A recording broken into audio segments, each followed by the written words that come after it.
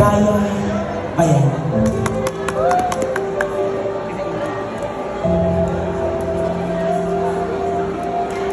Ikaw ba? Isa ka na ba?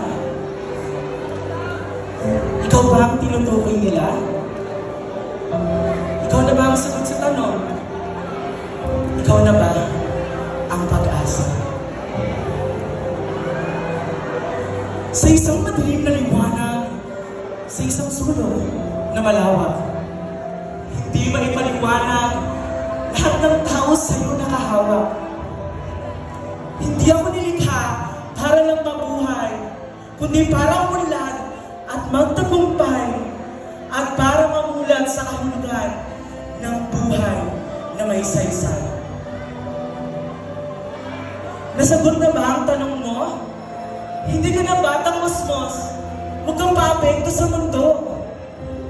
Pagmasdan mo na lang yung mga tao sa paligid, yung mga namamalimos.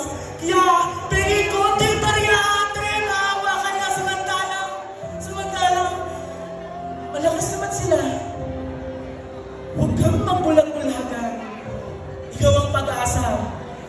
Sa dabakbak na krimen, sa dabakbak na patayan, parilan dito, laban doon. Hindi ka ba nagsasawa sa modernong panahon? Ngunit, sa gitna ng unos, biyak ang naging silong. Sa pagkalunod sa paligid, mayroong pag-asa, pilit akong sinisisi. Damdamin, emosyon, at kaisipan. Lahat may puwang, lahat may halaga. Hindi lang kami tinuruan, kami pinakinggan. Hindi lang kami ginabayan, kami ay niyakap. Sa mga programa at proyekto, kami ay mas natuto na bigyang saysay. Pangarap ay amin ang pinaglan.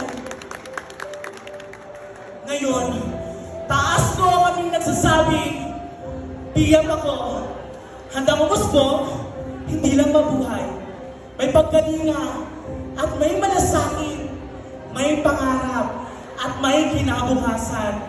Simula ngayon sa araw na to, buong loob ko nang sasabihin na kami, ang bagong henerasyon, hindi biktima ng kahapon, kung hindi, bayani na ng ngayon at ang hubog pa ng panahon. Kaya natin.